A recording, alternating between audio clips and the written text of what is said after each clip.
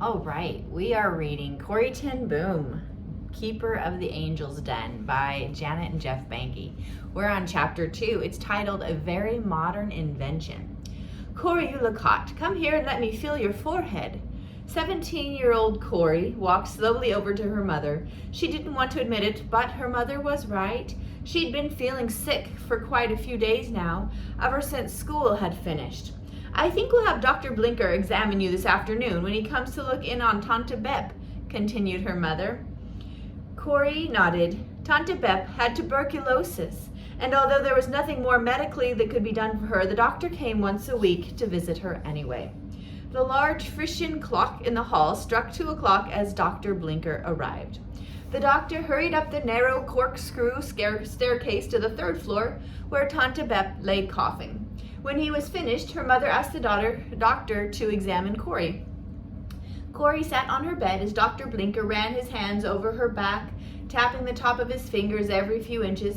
He listened to her breath with a stethoscope, and then he tapped her back some more. Finally, he cleared his throat and asked, "How long have you felt sick?" "For about 2 weeks," replied Corrie. "And do you feel weak and dizzy too?" the doctor inquired further. Corrie nodded. "Wait here," said Dr. Blinker as he hurried from the bedroom and down the stairs. Corrie waited and wondered what might be wrong with her. 5 minutes passed. She counted each minute off on her wristwatch. Then she heard footsteps on the stairs. She looked up as her mother and father entered the room. Her mother had tears running down her cheeks. "What is it?" Corrie asked, realizing something was very wrong. It was her father who answered.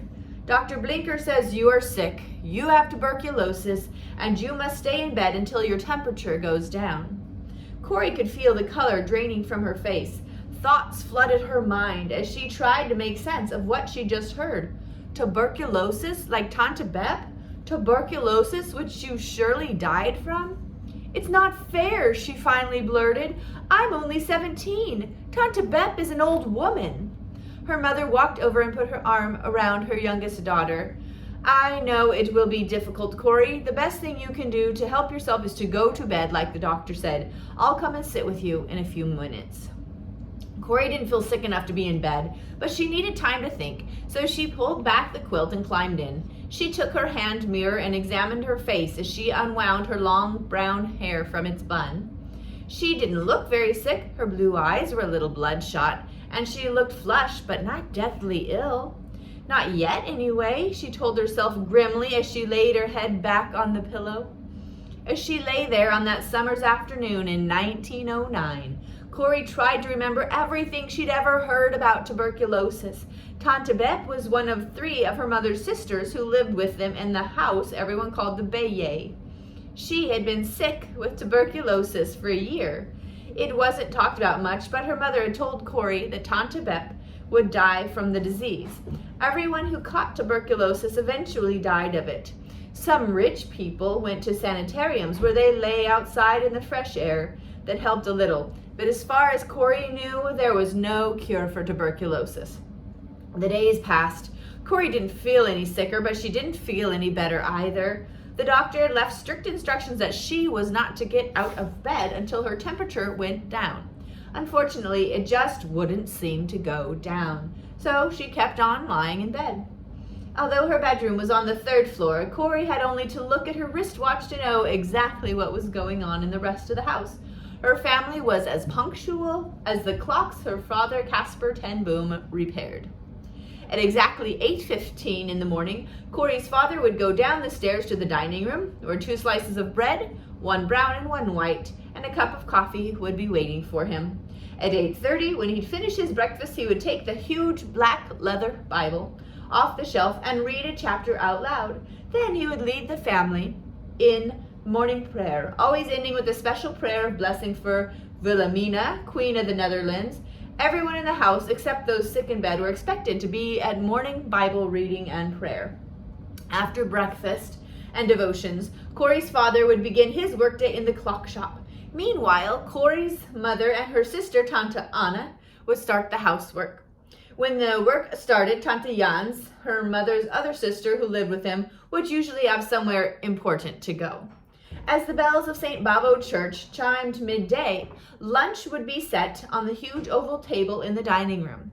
Once again, everyone in the house came, and often Casper tenBoom would invite one of his customers in for the meal. Dinner was served promptly at 6 p.m. Last of all, Corrie's father would read another chapter of the Bible at 9:15 in the evening before climbing the stairs at 9:30 for bed. On his way to bed, her father would always stop and pray for Corrie and kiss her goodnight. He had done so for as long as she could remember. The first few weeks after becoming ill, Corrie had lots of visitors. She had just finished high school, and many friends came to tell her about their plans. A number of the girls were going to be nannies, and 2 of the boys said they were going to Leiden to train as pastors in the Dutch Reformed Church. Corrie had told them all she could remember about Leiden. She'd visited her older brother Willem there 2 years before when he was training to be a pastor. Her sister Nolly, who was 2 years older than Corrie, was training to be a school teacher. Each night she would come up to Corrie's room and tell her funny stories about the children she had been practicing on that day. Corrie's other sister Betsy often climbed the stairs to visit her also. Betsy was 7 years older than Corrie, and she had never been well. From the time she was a little girl, she'd suffered from a blood disorder that caused her to tire easily. Sometimes after Betsy climbed the stairs to Corrie's room, Corrie thought Betsy looked sicker than she did. Several times each day, Corrie's mother would come up and visit. Often she would sit on the end of Corrie's bed and do her embroidery and chat about what was going on downstairs. Despite all the visitors, Corrie spent many hours alone in her bed each day. As she lay there listening, she got to know every sound in the house. It was a small house. In fact, it was 2 houses. The houses which backed onto each other had been joined together over 100 years earlier, long before her grandfather had moved in and opened the clock shop in the front of the house on Barteljorenstraat, right in the heart of Haarlem. Corrie's bedroom was on the top floor of the back house. Underneath was her parents' bedroom, which was the dining room. A tiny room had been added onto the dining room that served as the kitchen. It was the door to the stairway. If the door to the stairway was left open, Corrie could hear her Tante Anna singing hymns as she made dinner in the kitchen. The front house was bigger. It had 4 tiny compartment rooms on the top floor. Tante Bep's room was the front compartment, which had the only window. The other 3 rooms had no windows because the tile roof sloped away steeply, leaving no place for a window. On the floor beneath these rooms was Tante Jan's room. Corrie always dreaded hearing Tante Jan's footsteps on the stairway. Tante Jan's was the last of her mother's sisters to arrive for a visit, never to leave. She had been married to a minister, but he had died young, leaving her to spend the rest of her life worrying about her own death. Tante Jan's was the one who made sure that the tenBoom children were wrapped up properly in case they caught their death of cold. And she made them drink her foul-tasting mixtures when they were sick. She seldom did any housework and instead spent most of her time either writing pamphlets about how to avoid hell or visiting rich Dutch people to raise money for the many causes she was involved with. When she came up to Corrie's room to visit, she would lecture Corrie on how to prepare for death, in the process scaring her halfway there. Corrie's favorite visitor, though, was her brother Willem. Willem sometimes came to visit on weekends, and he would bring Corrie books to read. Willem was always interested in what was happening in the world. He would save newspaper clippings for Corrie, and they would read and discuss them together. Corrie learned that American Robert Peary had succeeded in reaching the North Pole, and that in Russia, Tsar Nicholas was making life very difficult for the Jewish people who lived there. The nights, though, were the most difficult time for Corrie. Everyone was asleep, and the house was silent except for the ticking of clocks. It was during these hours that Corrie would think about why God was letting her die. But hard as she tried, she could not come up with an answer. Gradually, as the weeks rolled by and summer turned into autumn, she stopped worrying about dying and decided to live each day as best as she could. It wasn't long after deciding to do this, and 5 whole months after being sent to bed in the first place, that Corrie began to get terrible stomach aches. She thought it was an odd symptom to have because tuberculosis makes a person's chest, not his or her stomach, sore. Later that week, Dr. Blinker made his regular visit to the tenBoom house to check up on Tante Bep's condition, advise Tante Jans on some new medicine she had been reading about, and take Corrie's temperature. He frowned as he removed the thermometer from under her tongue and held it up to the light to read. "Corrie, your temperature has gone up. How are you feeling?" he asked kindly. Corrie put her hand on her stomach. "I don't know if this has anything to do with my temperature, doctor," she replied, "but my stomach hurts right here." Dr. Blinker pressed Corrie's stomach hard, right where she had pointed. "Ouch!" she exclaimed. "That hurt." "And how about this?" asked Dr. Blinker as he pressed even harder on the other side of her stomach. Corrie curled up in pain. Dr. Blinker asked Corrie a lot of questions, and then finally a huge smile lit up his face. "I think I might have made a mistake," he said, "but a very happy mistake. If I'm not mistaken, you have appendicitis, not tuberculosis." Appendicitis? Never had a word sounded so good to Corrie. Appendicitis could be cured with an operation. Corrie wasn't going to die after all. And so she was rushed to the hospital where she was operated on the next day. Within a month, she was up and about again. Her tuberculosis was completely cured. Of course, after nearly 6 months in bed, Corrie appreciated every day. She threw herself into many projects, some of which grew to be much bigger than anything she could have imagined. Betsy taught a Bible class, which Corrie began to help with. Before long, Corrie was teaching Bible lessons at many of the local schools. And there was the girls' club. Corrie had noticed there wasn't much for teenage girls to do in Harlem, so she started what she called the walking club. At first, just Corrie and a few of the girls from Betsy's Sunday school class would go for walks on the sand dunes before church on Sunday mornings. Then several rich people in the nearby suburb of Bloemendaal heard about the club and offered their beautiful gardens for the girls to stroll in.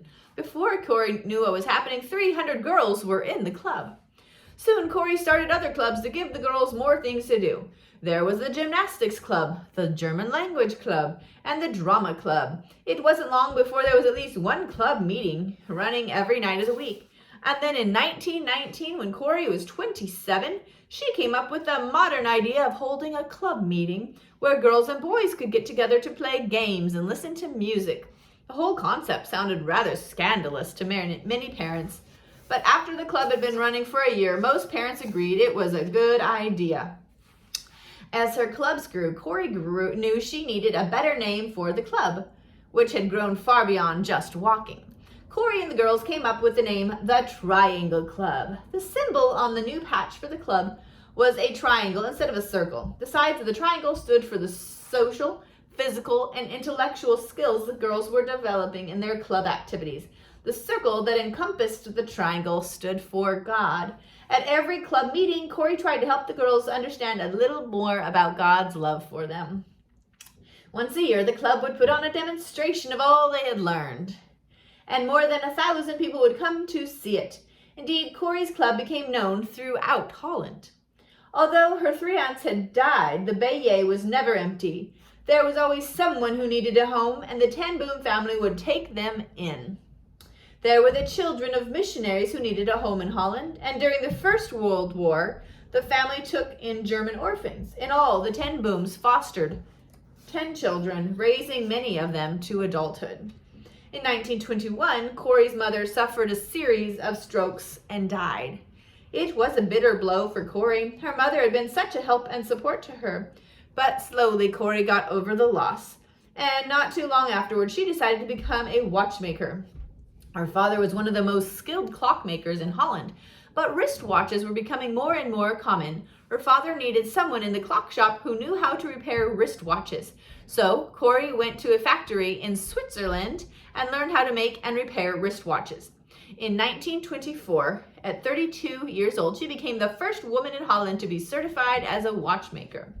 Soon after qualifying as a watchmaker, Corrie thought her father was going to die and leave her to keep the tenBoom clock mending tradition alive.